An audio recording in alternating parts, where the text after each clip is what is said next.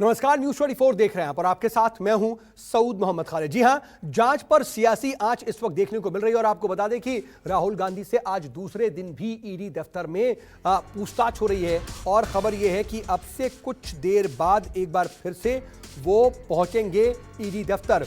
Lunch break दिया गया है और तकरीबन आज 4.5 घंटे तक लगातार पूछताछ उनकी चली है और तकरीबन 3:30 बजे उन्हें लंच ब्रेक के लिए भेजा गया। बता दें कि थोड़ी देर में एक बार फिर से पूछताछ के लिए राहुल गांधी पहुंचेंगे। दूसरे राउंड की उनकी पूछताछ होगी और पहले राउंड में करीब 4.5 घंटे तक पूछताछ चली। लंच ब्रेक के बाद एक बार फिर से पूछताछ होगी। नेशनल हेराल्ड केस में राहुल गांधी से पूछताछ हो रही है और इस वक्त कांग्रेस दफ्तर के अंदर से मौजूद हैं हमारे पॉलिटिकल एडिटर रमन कुमार। उनके पास चलते हैं। रमन, अब देखिए लंच ब्रेक भी खत्म हो रहा होगा, लेकिन क्या कुछ ऐसा इनपुट है कि लंच ब्रेक में राहुल गांधी किसी से बातचीत कर रहे हैं, अपने सीए से या फिर अपने वकीलों से? कुछ ऐसे इनपुट्स आ रहे हैं क्या?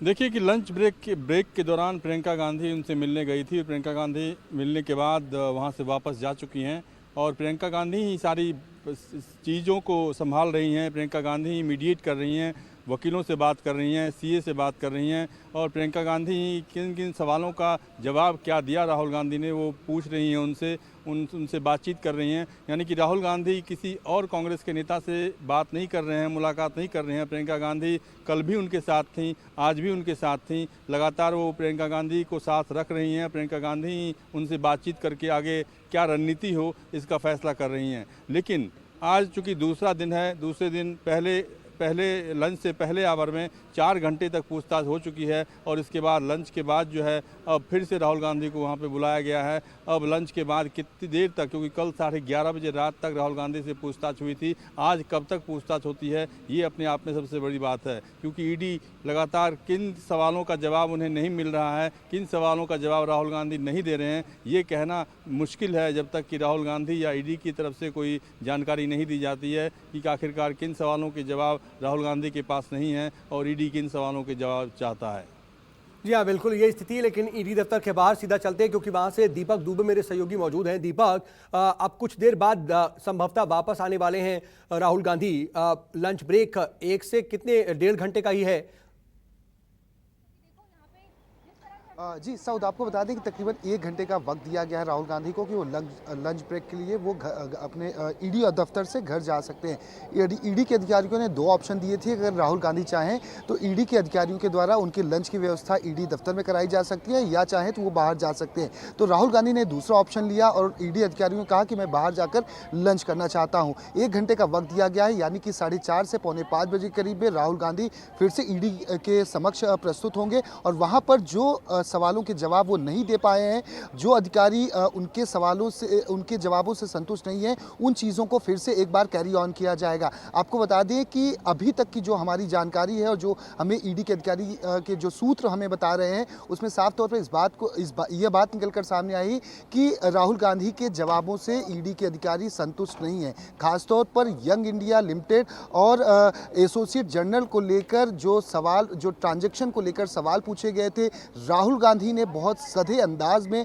उसका जवाब दिया है, ना कि खुलकर जवाब दिया है। और यही वजह है कि ईडी के अधिकारी कई तरकीबें अपनाते रहे कि ट्रांजैक्शन को लेकर, यंग इंडिया को लेकर, एएफजी को लेकर वो सीधे तरीके से जवाब दे, लेकिन वो जवाब नहीं दे पाए। उसके बाद 4.5 घंटे का वक्त हो चुका था तो अधिकारियों ने ये कहा कि आप चाहें तो थोड़ा सा ब्रेक ले लीजिए, उसके बाद हम एक बार फिर से आपके सामने उन्हीं सवालों को रखेंगे, आप एक बार आइएगा और उसके बाद फिर जवाब दीजिएगा। तो ऐसे में अब वक्त कुछ थोड़ा लग रहा है। 4:30 बजे से 4:45 बजे करीब में राहुल गांधी यहाँ पर पहुंचेंगे और सवालों की जो फहरिस्त है उसे फिर से दोहराई जाएगी और उनसे सवाल जवाब किए जाएंगे। जी ठीक है दीपक, आप दोनों बने रहिए। दीपक और रमन, आपके पास मैं आता हूं, लेकिन इस बीच इस पूरी कार्रवाई और इस पूरी पूछताछ को लेकर के कांग्रेस कैसे बीजेपी और केंद्र सरकार पर हमलावर है, जरा वो भी सुन लीजिए।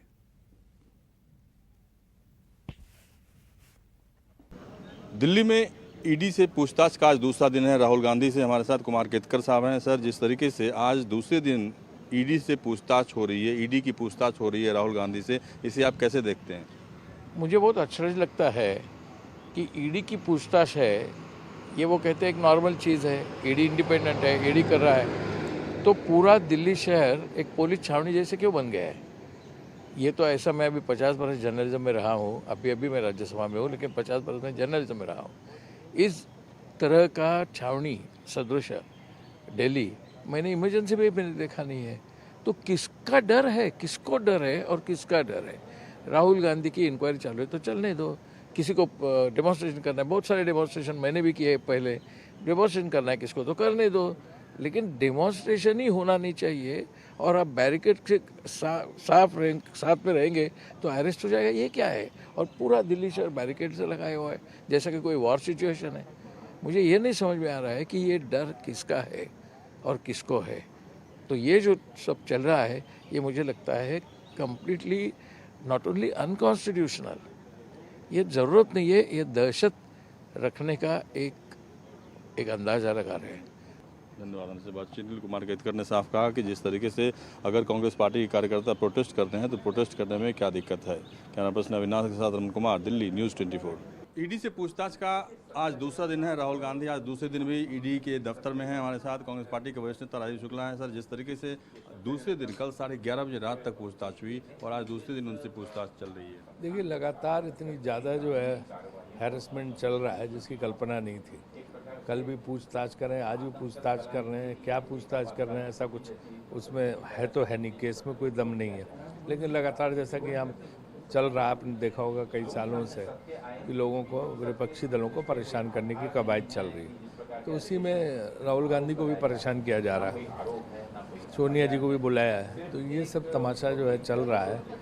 मुझे नहीं लगता कि लोकतंत्र में उचित है। लोगों को सोचना चाहिए, सरकार को इस तरह का कोई काम नहीं करना चाहिए। सर, एक चीज़ हमने देखा कि लगातार दिल्ली पुलिस की तरफ से कांग्रेस पार्टी के सीनियर लीडर्स के साथ मिसबिहेव किया जा रहा है। हमने देखा कि भूपेश बघेल को उठा के फेंक दिया गया, केसी वेणुगोपाल के साथ गलत बर्ताव किया गया। ऐसे कई नेता हैं जिनके साथ बड़ी गलत बात है। मुख्यमंत्रियों को, वरिष्ठ नेताओं को, सांसदों को इस तरह से दुर्व्यवहार करना उचित नहीं है और इस तरफ इनको ध्यान देना चाहिए। राजनीति में सब करने से ऐसा थोड़ा होता है कि कोई आदमी जो अगाध सत्ता के लिए आता है। ये सब नहीं करना चाहिए। धन्यवाद। बातचीत करने के लिए कैमरा पर्सन अजय के साथ रमन कुमार, दिल्ली, न्यूज़ 24। राहुल गांधी ईडी दफ्तर पहुंच चुके हैं। आज दूसरा दिन है उनकी पूछताछ का। हमारे साथ मल्लिकार्जुन खड़गे साहब हैं। सर, जिस तरीके से आज दूसरे दिन भी राहुल गांधी को बुलाया गया है, कैसे आप देखते हैं? देखो, ये होना बोल के क्वेश्चंस पूछने में डिले करना और तुम बाद में आओ कहना, ये एक हरास करने का एक तरीका। और दूसरा, उनको न्यूज़ बनाना है और न्यूज़ बनाने के लिए और ये देश के लोगों को दिखाने के लिए, देखिए राहुल गांधी जी को भी ईडी ने बुलाया, पूछताछ की, सोनिया गांधी जी को बुला रहे, उनके नेताओं को बुला रहे। अरे ये तो देश के लिए, देश के आज़ादी के लिए लड़ाई में, देश के आज़ादी के लड़ाई में स्थापित की गई पंडित जवाहरलाल नेहरू जी का देन है। जो पेपर एक नहीं था, अंग्रेजी पेपर था, उर्दू पेपर था, हिंदी पेपर था, ये सारी पेपर उस वक्त काम की, लोगों को जागृत की, युवाओं में जोश भरा। इसके लिए आप क्या करें? और ऐसे पेपर को आप कर रहे हैं कि राहुल गांधी हड़पना चाहते हैं 2000 प्रॉपर्टी, ये सब ये ऐसी बेईमानी की बात कर रहे हैं। मैं समझता हूँ उनको इसमें कम ज्ञान है, क्योंकि वो कभी आज़ादी की लड़ाई भी नहीं लड़े, सत्याग्रह भी नहीं किए, सिर्फ झूठ बोल कर वो हुकूमत में आए हैं। इसीलिए ये कंटिन्यू करेंगे, ऐसा ही झूठ बोलते जाएंगे, लोगों को गुमराह करेंगे और राहुल गांधी का मुंह बंद करने की कोशिश कर रहे हैं। क्योंकि वो अनएम्प्लॉयमेंट पे सवाल उठाते हैं, इन्फ्लेशन पे सवाल उठाते हैं, डीजल पेट्रोल की कीमत बढ़े तो वो सवाल पहला उठाते हैं, चाइना इशू पे पहला उठाते हैं। यानी हर चीज़ पे जो युवाओं को और इस देश के नागरिकों को जागृत करने के लिए जो वो काम करते हैं, उनका मुंह बंद करने के लिए वो कर रहे हैं। ये हो नहीं सकता और वो हमारे लीडर है, निडर है, लड़ते हैं, लड़ते रहेंगे।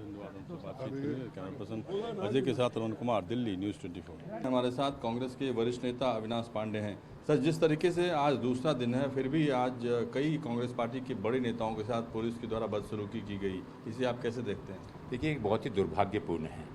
इसमें अगर मैं आपको सच कहूं तो जिस प्रकार से लोकतंत्र की धज्जियां उड़ाई जा रही हैं, एक विपक्ष के रूप में जिस भावना को, जन भावनाओं को अभिव्यक्ति करने की एक कोशिश कांग्रेस के कार्यकर्ताओं ने, कांग्रेस के नेतृत्व ने, जो एक समन जिसके विरोध में, जिसके ऊपर में क्लीन चिट मिल चुकी थी, उसको लेकर एक पूरे देश में वातावरण तैयार किया जा रहा है कि सर्वोच्च नेता को भी हम इस प्रकार से आतंकित कर सकते हैं।